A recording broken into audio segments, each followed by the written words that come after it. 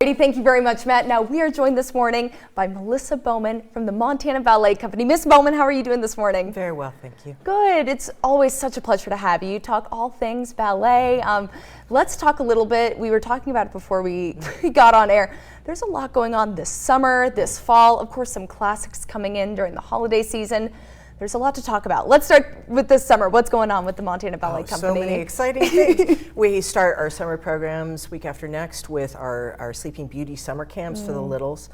And then we have open classes through the summer, but we also have some intensives that happen more towards the end in August. And we bring in some really special guest artists to teach classes, and experts from outside in other cities. Isabella Lafreniere, who did Sleeping Beauty, is going to be coming in to teach and share with our dancers.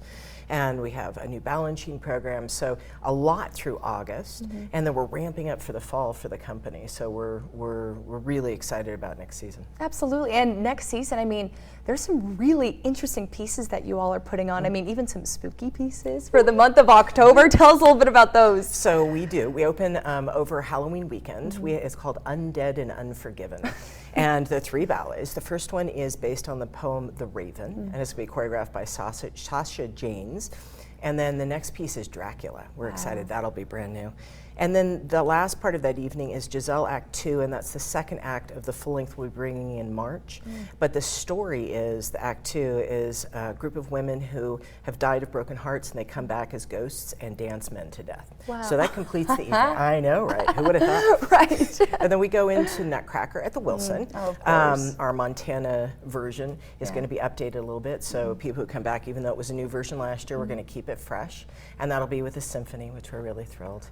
We love collaborating with them, and the youth orchestra chorus from the opera. So a nice three-organization collaboration. I was going to say, tell me about that collaborative effort and how it means so much to the dancers and to, of course, the orchestra and the singers, for all the arts to kind of come in for one big performance. It's amazing. I mean, it really is. All the different disciplines coming in and working together and learning from each other, and it just makes for such a rich performance on all sides. Dancers love it. It's just such a pleasure. Well, and if anybody, adults or littles alike, maybe want to get involved in the Montana Ballet Company, what would you recommend they do? Check our website out. We've got everything there, montanaballet.org. We have classes for all ages, age 2 all the way through adult. I think our oldest dancer is 90. Oh, yeah, I love that. We love it, yeah.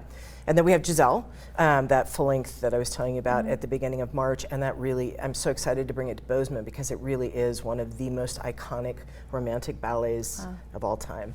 And the story is sad but beautiful. She falls in love with a gentleman who's already engaged and dies of a broken heart, and then comes back in that Act 2 we see, but what I didn't tell you is that she saves him. And so it ends up as a really nice love story. And then our last thing, and I do want to say, I just get so excited, is we have, it's called Montana Mix Volume 1. We're going to change it every year. And the first pieces of that evening, it'll be at the Emerson, is a piece by George Balanchine, who's really, really famous choreographer. We're doing a new piece, as the second piece, to Eric Funk's The Trees, a contemporary piece. And everybody may know Eric Funk, our local composer. But the last piece, we're collaborating with Madeline Hawthorne, the country musician. So her band will be on stage as we're dancing. So we're really, I mean, this is a new chapter for us. We hired 3 professional dancers last year. We're hiring 2 more this year. So we're transitioning to a full-time professional company. Wow. We're really excited. I mean, what isn't there to look forward to at the Montana Ballet Company? Melissa, thank you so much for being on here, for sharing that with everybody. If you need anything, any other tips, tricks, or any more information, we can have that over on our website. But thank you so much. We're going to take a short break. When we come back, Matt has a look at that forecast.